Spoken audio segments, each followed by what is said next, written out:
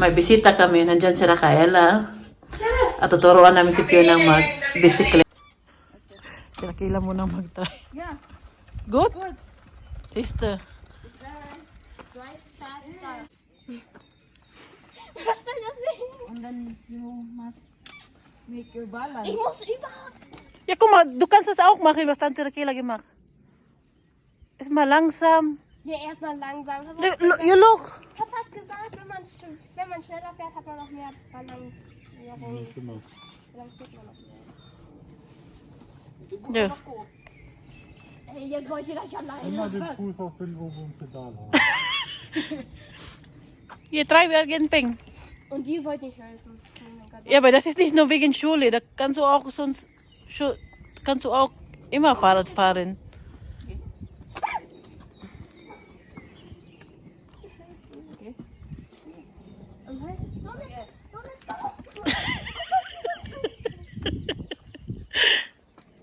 Oder Mama, wir brauchen auch deine Hilfe. Du musst auch ein bisschen mit balancieren. You're so heavy. Oh, verdammt. Hello, ja. so, come. Inanuroan namin siya ng bisikleta kay gusto niya mag-drive ng bisikleta papunta kay Rafaela. Dito lang ito malapit sa amin. Ang ganda dito. Mama, am Anfang konnte ich noch gar nicht so alleine. Aber jetzt kannst du mal sehen, ne? Das ist doch krass, das ist schnell.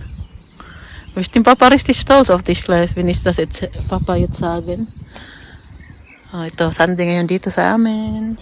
Darf ich das Papa erzählen? Yeah, ganun sa taas Papa. Tinuruan namin siya para matuto. Sayang yung bisikleta. Kasi siya, ano nila, Das müsste ich grade, weitermachen. pag ano na sila, pwede sila tawag nila, matuto magbisikleta ba? Tapos may police na sa kanila, assist sa eskwelahan nila. Tapos, parang parang license din ba? Na pwede na sila mag-drive sa street kung gusto nila yung daanan ng mga auto ba. Dapat matuto muna sila talaga. Matututo. Alam na ni Fiona konti. Bukas, doon kami sa baba yung mabahaba na para taas-taas yung niya. Ngayon nag-learning muna, muna si Fiona, muna siya sa balance ba? Balance na siya at nakaka-drive na siya lang mag-isa.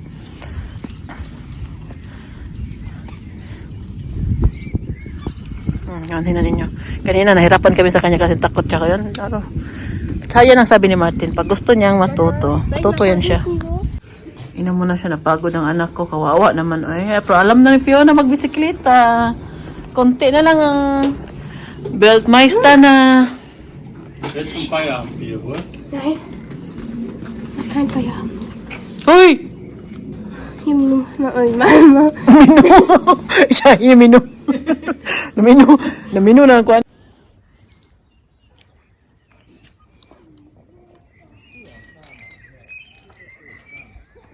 Kan du hier gleich rein, ne?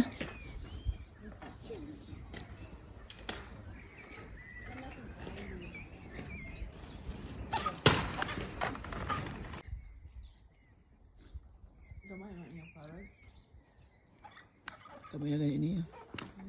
Wow. Sehr clean. Geh klar.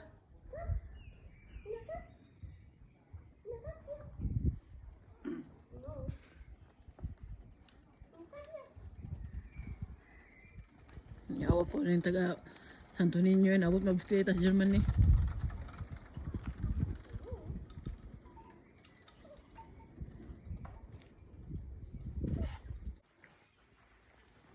Oh. Du kannst schon, Ping. Wow. Aber diese Woche machen wir noch mehr? Park din na sa kuan, matumba ka. Dito ako ngayon, nagbabantay kay Oma. Dahil nga wala si Martin dito. Nasa Poland na siya. Dumating sila kanina alas 7 nata yun. Siya nag-drive papunta doon. Kasi nag-usap na sila ng kanyang workmate, no? Papunta doon, si Martin mag-drive. Pauwi yung workmate niya. At siya daw pwede siya matulog. Si Martin, hindi naman siya mahilig. Hindi yan siya natutulog pag nagbabiyahe. Porque lang siguro kung sobrang antok na niya. Pero ayaw na niya matulog dahil baka maantukin din yung kasama niya, di ba? Okay lang sana kung 4 sila or 3 sila eh. Dalawa lang sila nagbiyahe. sobrang kampante ako ngayon dahil dalawa sila, hindi siya nag-iisa. Kasi last time napunta niya, siya lang mag-isa. Sobrang galit ko noon at inaway ko siya. Kasi ang layo ba, aabot din ng 9 hours din yung biyahe kung mag-stop sila ng ilang beses kasi kailangan din natin kumain, umihi, di ba? Kaya hindi ko talaga makapag-drive ng diretso-diretso doon. Kaya kailangan mo din mag-relax dahil sobrang kapagod din mag-drive no. Nakaupo din ilang oras din. Layo din ng Poland galing dito sa amin. Ngayon, dito nga ako dahil si Oma kanina, nung pag-alis ni Martin, palagi siyang natutulog. Siguro nag-night shift siya kahapon. Tapos, nag-alala ko kanina dahil hindi mo siya halos nakakausap. Kumakain naman siya, konti, mainom naman siya. Yun nga lang, inaantok. Hinayaan ko lang din siya, hindi ko siya ni-stress. Hindi ko siya pinipilit. Pero, buti na lang nung pinapakain ko siya at pinapainom ko siya ng tea niya, uminom naman siya at kumain naman siya. Kaya nung pag-uwi nila Rafaela, doon ako nag-start na mag-asikaso ulit kay Uma. Pero nung nandito sila, lagi akong pumapasok sa kwarto niya, tinitingnan ko siya, kung okay lang siya. Tuwing pumapasok ako, tulog siya. Nung mga alas 5 na, doon na siya, gising na siya. Kaya doon ko na siya pinainom ulit at ginawan ko siya ng sabaw. Dahil kanina hindi niya ubos ng tinapay niya dahil nga sa sobrang antok niya. Parang alam niyo yung bata na kumakain na sobrang antok na, hindi na mapigil, hindi na niya hindi na niya matiis yung antok niya, kaya natutulog na lang habang may tinapay pa. Natatakot ako baka kasi malunok ba, tapos natutulog, kaya stop ko na lang. Sabi ko niya, mamaya ka na lang kain ulit o mapagising mo kasi baka hindi siya natulog nung kaninang madaling araw. Kaya yan. Nandito pa ako, painumin ko pa siya, may kunti pa natira sa niya at painumin ko pa siya ng gamot. Hinintay ko lang yung oras dahil punta na ako sa taas. Maglipid-lipid ako sa kusina namin. At matulog na din ako maya-maya dahil maaga ako magising bukas ako magsikaso ng mga anak ko. Dahil wala nga si Martin dito.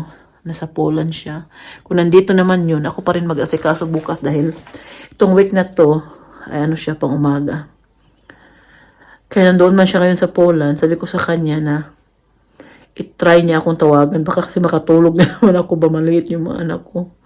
Kawawa naman tas mga madali. Ayaw pa naman nilang maliit sila. Kaya yun yung ko ba. Minsan pinag-alala ko na baka makatulog ako. Hindi ko marinig yung alarm clock ko.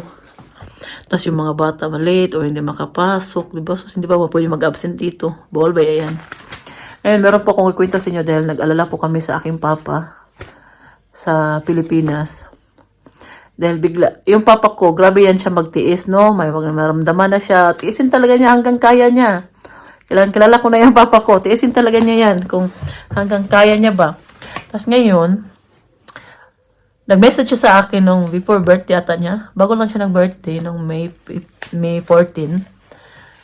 Nag-message siya na gusto niya magpa-x-ray sa kanyang paa. Dahil masakit daw, lalo na ilakad. Yung papa ko kasi maitim yung paa niya. Siguro dahil yan sa pagpanigarilyo. Panigarilyo niya noon ba? Smoker kasi yan sa papa ko noon. Pero matagal na din siya nag-stop mag-sigarilyo. Ngayon, nag-message niya siya sa akin at kaya kailan na gusto niya magpa-check up, magpa-x-ray. Dahil sakit nga, hindi siya halos. So, wala naman nagsabi sa amin. Wala naman nagsabi sa amin na Arkila, isa sa kanila or sinabihan sa Arkila. Basta ako, wala nagsabi sa akin. Nagano na pala nangyayari sa papa ko. Na masakit yung paa, hindi halos makalakad. Na-message ko yung pamangkin ko. Yung pamangkin ko na nagsabi na hindi daw halos makalakad dahil masakit yung paa. Parang namamaga yung paa niya ba? At siya, di halos makasuotin ng shorts niya. Kung nagpalit siya ng shorts, bagong ligo, mga ganyan. So, pina-check up namin siya. Yun nga, ang daming check up na gustong ipagawa sa kanya sa doktor. Doon sa laboratory kung saan siya napunta.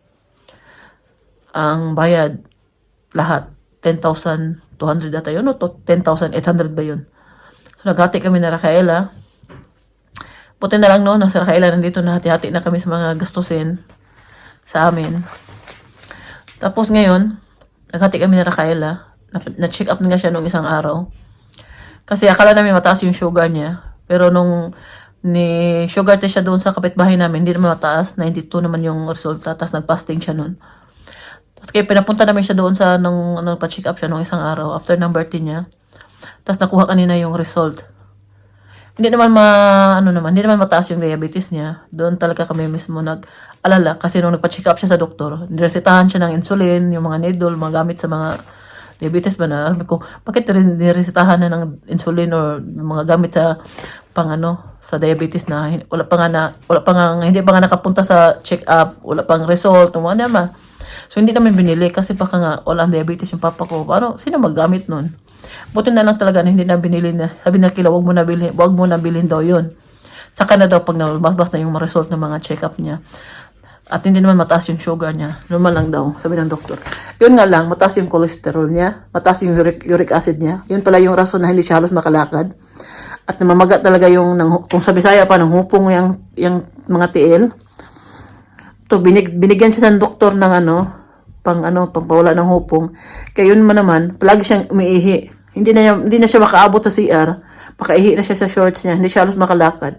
Kaya ngayon, maraming nag-assist sa kanya, yung mga patid ko, yung mga tawag yan yung anak na asawa ng asawa ng anak ng pinsan ko. Basta marami marami din nagtutulong-tulong. Kaya hindi na makalakad. Tapos tinautan na lang nila ng diaper muna para hindi makaihi. Kasi nga, yung gamot na binigay sa doktor sa kanya, dehydrating, nilalabas ng katawan mo yung yung tubig ba, no? Maga-maga. Kaya kailangan din niyang, ininom niya yun, nawala-wala na mga maga, na okay din yung baga, na maga yung paa niya ba, na okay na din. Yun nga lang, meron pang mga extra na check-up na ipagawa ng doktor sa kanya. Kaya yun pa yung last na gagawin. Ngayon, bawal mo na siya kumain ng mga matatabang mga karne, lalo na manok, baboy, bawal mo na siya.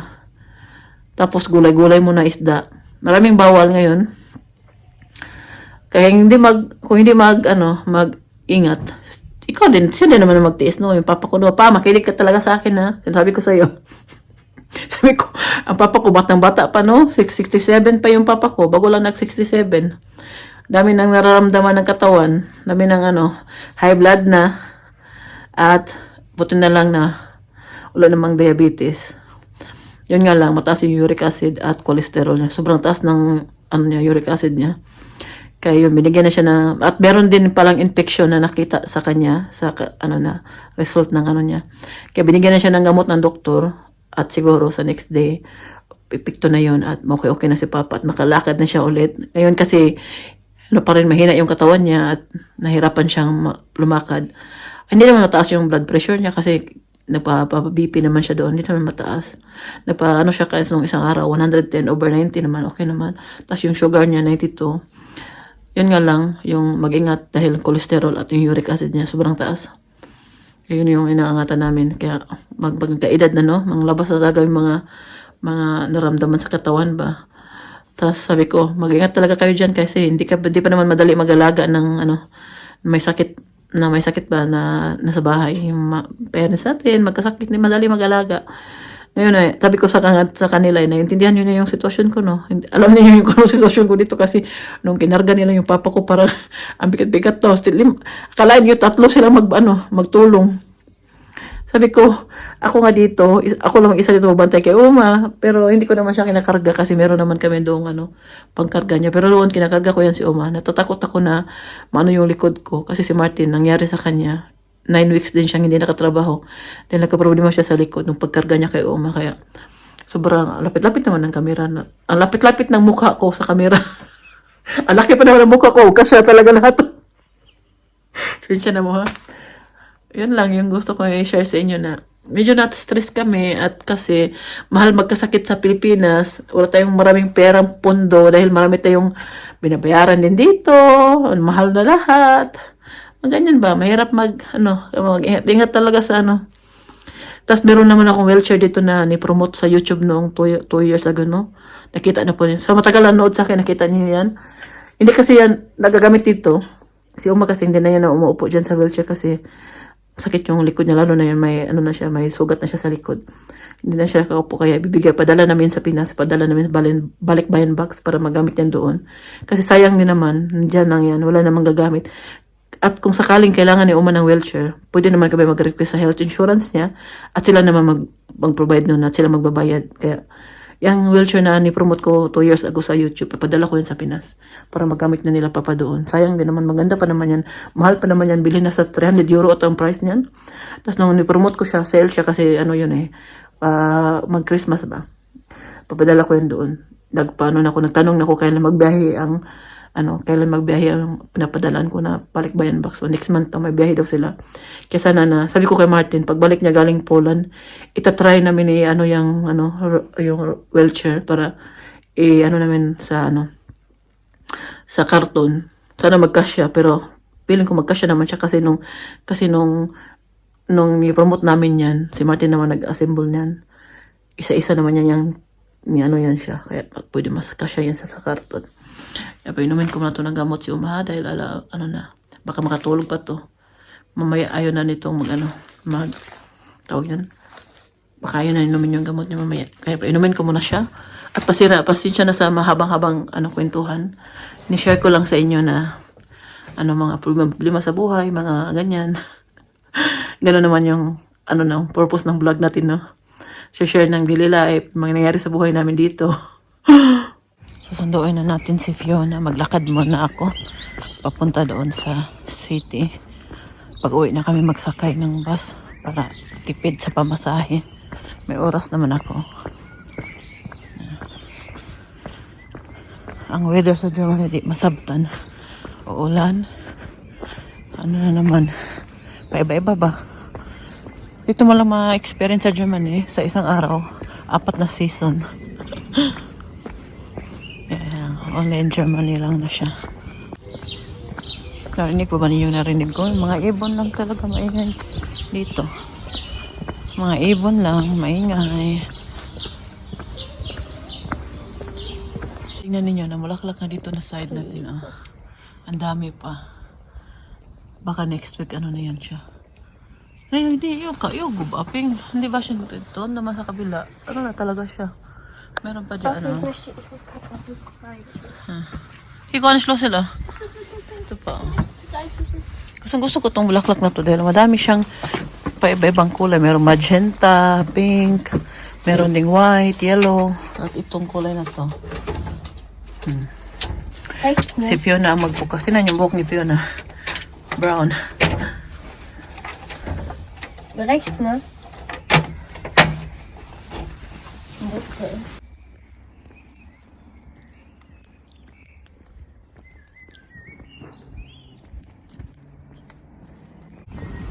Yan, mag-practice na naman si Fiona. Sinundo ko na siya. Dito kami sa baba dahil may mahaba na dito.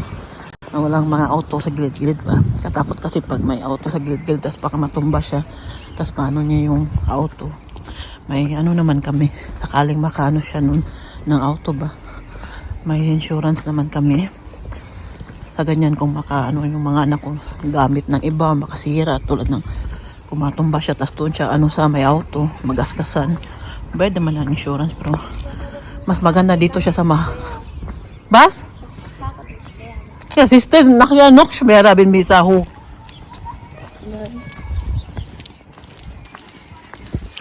Sabi niya, mabigat to. Kasi pababa na kami. Sabi ko, mamaya, mas mabigat pa yan kung pataas tayo. Natakot ako Para ako natakot pag ma-action na matumba siya ba. Wala pa naman si Rafaela. Kami lang dalawa. Next sa June na kasi yung exam nila. Yung license nila sa Para gusto talaga niyang sumali. Madali naman siya natuto. Pag interesado ka naman sa isang bagay matuto. Madali ka naman matuto, no? Interesado siya. Kahapon, madali niya natuto. Ngayon, practice kami ulit. Araw-araw kami magpa-practice para na talaga niya. Pero pabang may oras pa. May 3 weeks pa siyang mag-practice araw-araw. Mamaya, sabi ko si Michelle Tana dalhin namin. Kasi si Michelle, pwede nga i-drive yan. Papunta doon, mamaya pa uwi namin ba sa taas. Ayun mas mama ng anak ko. Ay, kami lang dalawa ni Fiona. Ayaw sumama ng anak kong dalaga. Buti sana kung sasama siya mag-drive niyan mamaya. Pag-uwi. Langsam na by that gift sa auto drin Warum willst du denn nicht da fahren? Da hinten in der Straße machen wir das. Nicht hier? Nagluto ako ngayon ng tinolang manok. At meron tayong diyang crispy fry. Para yan sa mga anak ko. Ito sa akin. Dahil meron ako natirang pak choy. At sayang kung masira lang. Natira to kahapon sa sinigang na gulay natin. Kaya, ginuto ko ngayon ng tinolang manok. Sayang, wala si Rafaela dito. Ako lang kakain ng tinolang manok. So, baka bukas papunta yan dito. May matira pa. Kain natin siya. Dito ako ngayon sa city. Sunduin ko si Fiona. Tahimik. Maulan. Ngayon. Renovate pala to. Malamig ang hangin. Pero next week, no? Sobrang init ito. 30 degrees daw. Endlich. Jetzt. Sus, diretso doon sa kuno. Huy!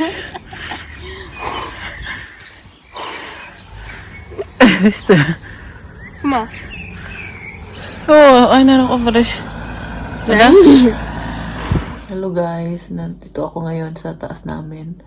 Galing ako kanina kay Rafaela, nag-i-enjoy para mawala yung mga iniisip ngayon. Diba, kwento ko sa inyo yung nangyari sa papa ko. Mas may malala pa nangyari. Ayoko sana magkwento dito, bakit maiyak ako. At tatapos ko lang umiyak eh. Alam niyo, palagi ko yung pinagdasal na, Lord, alam ko na matagal ko nang hindi nakita yung mama at papa ko. Hindi naman ako basta-basta makauwi ngayon sa sitwasyon dahil yung mga anak ko nag-aaral. Si Uma hindi maiwan. Si Martin nagtatrabaho every week pa iba-ibang schedule sa trabaho pa. Umaga, night shift, mahirap ba? Tapos wala naman ibang makabantay kay Uma. Tapos ayaw talaga namin silang dalhin sa nursery home, no? Sa nursing home o nursery home. Ayaw namin dalhin si Uma doon dahil alam namin na ayaw niya pag ibang tao yung nag-alaga sa kanya. Baka hindi siya kakain, hindi siya iinom. Mas lalo akong mag-alala. Hindi ako mapakali pag ganun sitwasyon. Maawa ko kay Uma. Kaya pinapray ko na sana yung kapalit ng pag-abalaga ko kay Uma, haba-habaan na lang yung buhay ng mama at papa ko na kung darating may yung time na makauwi kami, nandyan pa sila. Nandyan pa sila. Mahirap no pag yung papa mo may sakit, hindi mo maalagaan. Gusto kong alagaan, hindi mo makalagaan kasi nasa malayo ka. Hindi ka naman makabasa-basta. Uy, tingnan nyo ngayon. Nangyari to. Wala si Martin dito. Para akong baliw na umiiyak dito buong maghapon. Kahapon, iyakan na lang kami. Nangiyakan sa pa. Kasi nga yung papa ko hindi na siya nagigising. Hindi namin, sabi ko, bakit ganon? Bakit ganun nangyari? Mataas lang naman yung uric acid niya. Bakit hindi na siya nagigising? Ano nangyari? Yeah. Tapos gahapon, dinala pa siya sa hospital. Tapos puno pa yung emergency room ng unang hospital na pinuntahan nila. Tapos, pumunta sila sa Sibudok. Doon sila pumunta. Ayaw nga sana sila papasukin dahil hindi nagtawag. Puno din daw. Buti na lang may kakilala yung namin yung pinapaso. Kaya nasikaso yung papa ko, nandoon siya ngayon. Tapos kanina, simula kahapon, nung na-admit siya, tulog pa rin. Kaya kanina kahapon, nagdesisyon na ang doktor na lalagyan siya ng tubo. Tapos sabi ko, para sa akin, ayaw ko na ako magdesisyon kay baka may mangyari sa papa ko. Ako ang dahilan. Kay, di ba pag nilagyan ng tubo, mga pangit, manasahin yan. Kaya sabi ko kay mama, ikaw, sabi niya, Ayaw din niya, kailangan. Sabi ko, sige na, lagyan mo na natin kasi kailangan.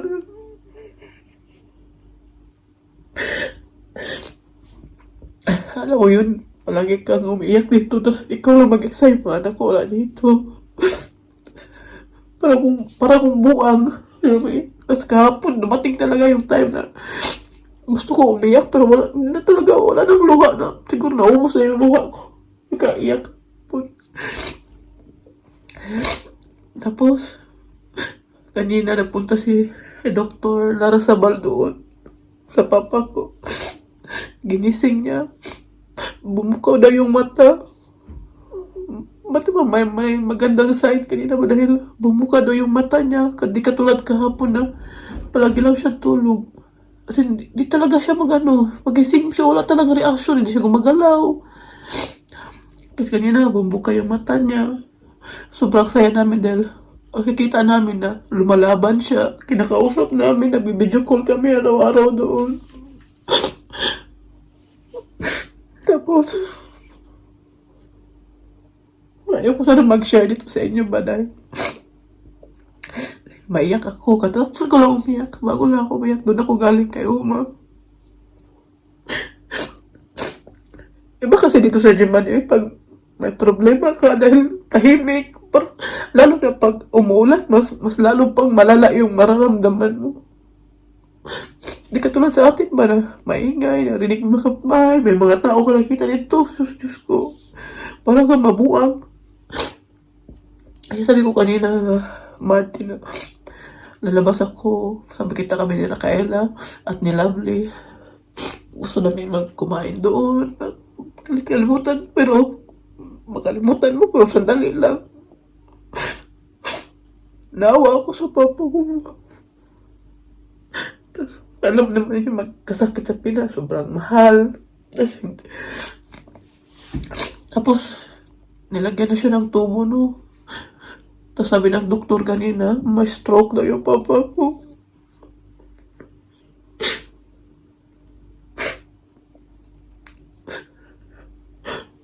Pero pag ginakausap mo siya, gumagalaw yung kamay niya, yung paa niya.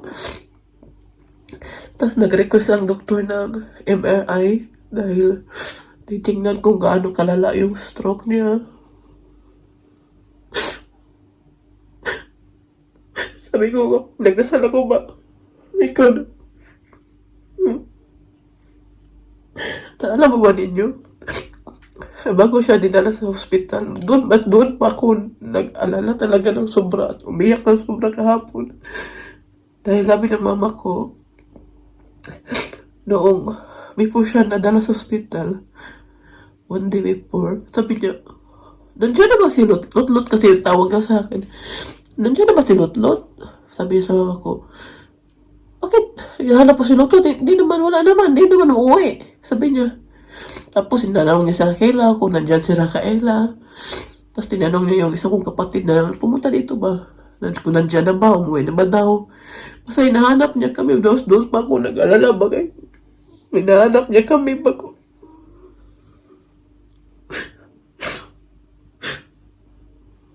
Hingin ko.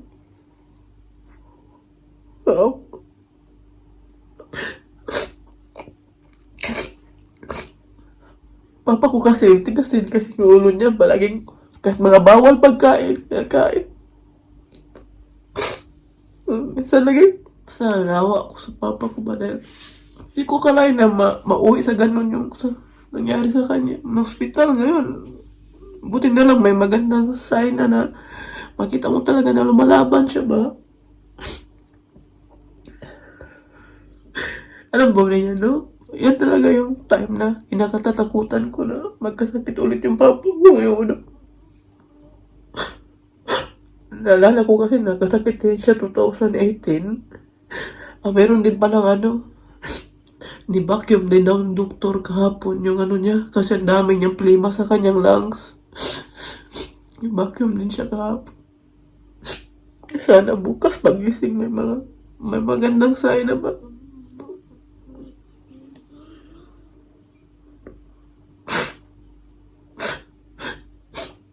Sabi ko nga kaya Kita naman ng pera, mapagtrabahuan man natin yan. Makita palo. Bata mo kasi yung papa ko, 67 mo.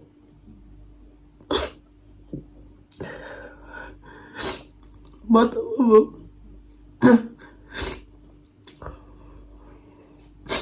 Kaya bukas may magandang update ba? Kasi nakainom na siya ng gamot, marami ng gamot na sa kanya.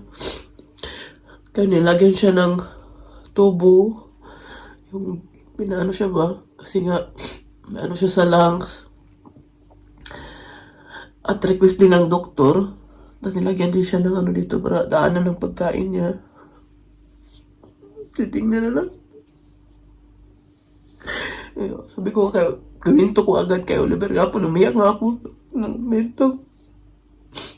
Hindi ko, kailangan ko ng isang tao na malabasan may tao sa mga kahit kami na pamilya namin, nag-iyakan na kami mag-video call. Tapos,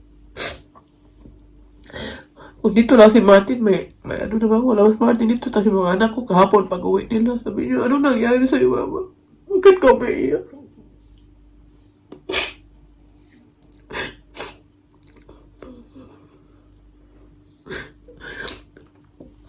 Yan talaga yung bagay na kinatalakutan ko ba? Kung magkasakit yung mama at papa ko.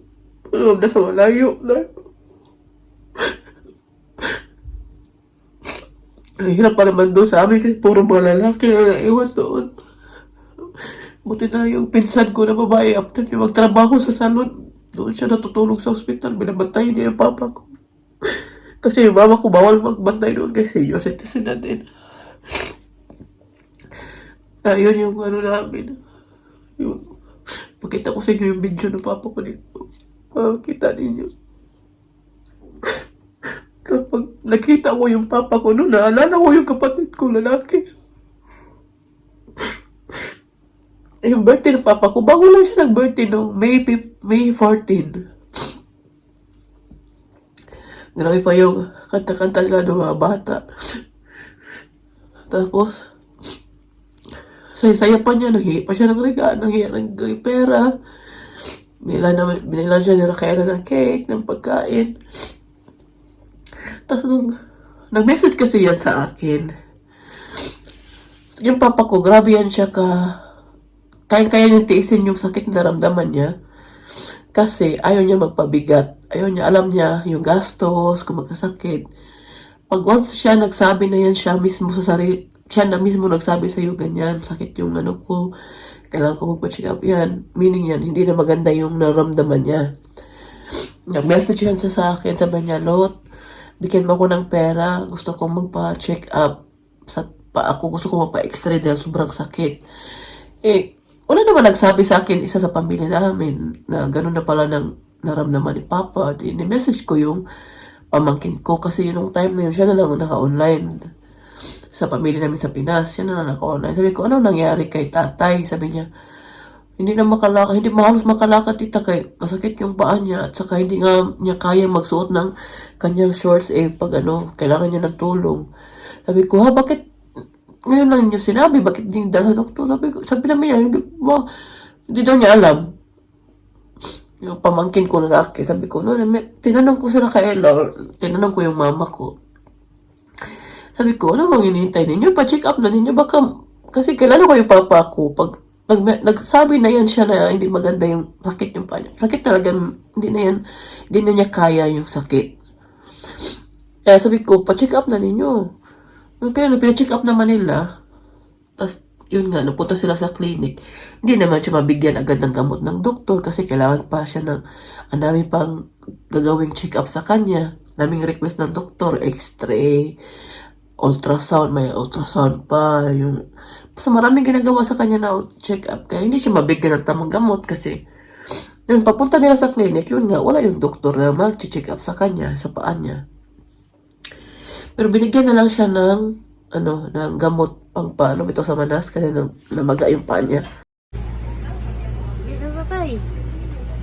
Ngita na ka nanay tay, dugay daw ka uli. Ito na pa.